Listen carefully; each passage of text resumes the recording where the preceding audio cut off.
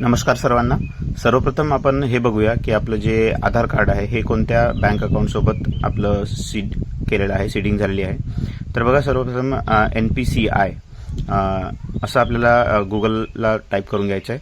त्यानंतर जी पहिली साईट आपल्याला दिसते आहे NPCIची, national payments corporation of India, तर त्याला आपल्याला क्लिक करायचं आहे. त्याच्यावरती क्लिक केल्यानंतर एक असा बघा आपल्यासमोर एक इंटरफेस ओपन होतो. बघा, या ठिकाणी आल्यानंतर आपल्याला सर्वप्रथम कस्टमर्समध्ये जायचं आहे. या कस्टमरला क्लिक करायचं. यानंतर बघा आपल्याला वेगवेगळे टॅब दिसतील. त्याच्यामधले आपल्याला भारत आधार सीडिंग इनेबल जी आहे त्या इनेबलरवर आपल्याला क्लिक करायचं आहे. यावरती क्लिक केल्यानंतर एक असा इंटरफेस आपल्या समोर येईल. त्यानंतर बघा आधार सीडिंग डिसीडिंगचं ऑप्शन दिसतंय, पण त्या अगोदर अकाउंट डिटेल्सला आपल्याला क्लिक करायचं आहे की आपलं जे आधार आहे ते सध्या आपल्या कोणत्या बँक अकाउंटसोबत सीड केलेलं आहे ते आपल्याला दिसेल. तर या ठिकाणी फक्त आपल्याला आपला आधार नंबर टाकायचा आहे. आधार नंबर टाकून झाल्यानंतर कॅप्चा टाकायचा आहे आणि कॅप्चा टाकून झाल्यानंतर फक्त आपल्याला सबमिट म्हणायचं आहे. त्याच्यानंतर आपल्याला एक बँकला आपल्या आधार नंबरला OTP येईल. जो मोबाईल नंबर आधारशी लिंक असेल त्या मोबाईल नंबरला आपल्याला एक OTP येईल. OTP आल्यानंतर तो OTP फिल करून फक्त आपल्याला कन्फर्म म्हणायचं आहे. यानंतर आपल्याला कळेल की आपलं जे आधार कार्ड आहे हे सध्या कोणत्या बँकेशी आपलं कनेक्टेड आहे, म्हणजे सीडिंग केलेलं आहे. तर बघा इथे कन्फर्म म्हणायचं आहे. यानंतर थोडंसं फक्त आपल्याला थांबावं लागेल. बघा या ठिकाणी काय होतं की आपल्याला एकाच व्यक्तीचे 2-3 वेगवेगळ्या बँकांमध्ये जर अकाउंट असतील तर या ठिकाणी समजतं आपल्याला. जसं आता इथे बघा माझा हा जो आधार नंबर आहे माझा शेवटी 6087 आपल्याला दिसतंय, तो स्टेट बँक ऑफ इंडिया माझा 8589 या अकाउंटसोबत सीड केलेला आहे. तर मी आता हे चेक केलं. आता मी जाणार आधार सीडिंग डिसीडिंगमध्ये. लेफ्ट कॉर्नरला बघा तिथे क्लिक करतोय. तिथे क्लिक केल्यानंतर आपल्याला काय करायचं आहे, या ठिकाणी आपला आधार नंबर परत एंटर करायचा आहे. त्यानंतर बघा रिक्वेस्ट फॉर आधार, काय सीडिंग करायचं की डिसीडिंग, तर आपल्याला सीडिंग करायचं आहे म्हणून सीडिंगवर क्लिक केलं. त्यानंतर आता आपला कोणत्या बँकेशी सीडिंग करायचं आहे बघा. अगोदर तुम्ही बघितलं की स्टेट बँक ऑफ इंडियाशी सीड केलं होतं. आता मला बँक ऑफ महाराष्ट्राशी सीडिंग करायचं आहे. त्यानंतर आता आपलं फ्रेश सीडिंग आहे की movement from same bank to another account आहे किंवा movement from one bank to another bank. तर आपलं एका बँकेपासून म्हणजे SBI to Maharashtra bank of Maharashtra आपण करत आहे म्हणून 3 नंबरचं ऑप्शन आपण चूज केलं.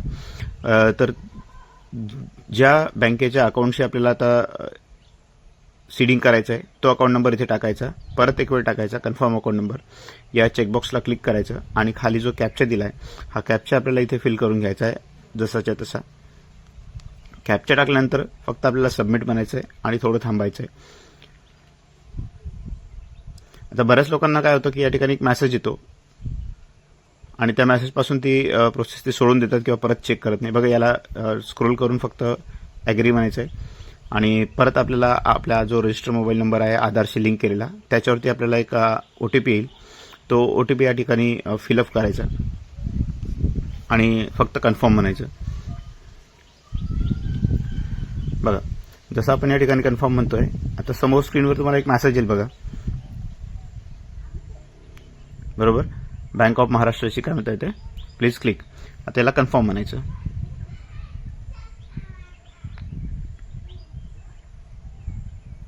थोडं वेट करावं लागेल.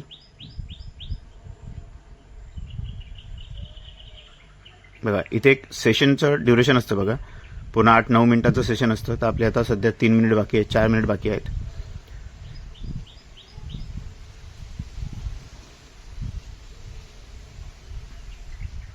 बघा या ठिकाणी असा अलर्ट येतो, ठीक आहे. तर याला आपल्याला ओके म्हणायचं आहे आणि बघा काय म्हणतं, your session will expire in 2 minutes. शेवटचे 2 मिनिटं आहे त्यावेळेस आपल्याला त्याने अलर्ट दिलं आहे. बघा काय म्हणताय, युअर रिक्वेस्ट वॉज रिजेक्टेड म्हणताय, पण ती रिक्वेस्ट रिजेक्ट झालेली नसते. जर आपण चेक केलं बघा, मला रिक्वेस्ट रिजेक्ट टाकलं आपण, इथे मला मोबाईलला मेसेज आलेला होता खाली बघा सगळ्या dear customer Aadhaar successfully seeded with your bank of Maharashtra आणि अकाउंट नंबर पण मी जो टाकलेला होता त्याच्यासोबत. म्हणजे सीडिंग ऑलरेडी झालेलं आहे पण अलर्टमध्ये आलं की रिक्वेस्ट इज रिजेक्टेड.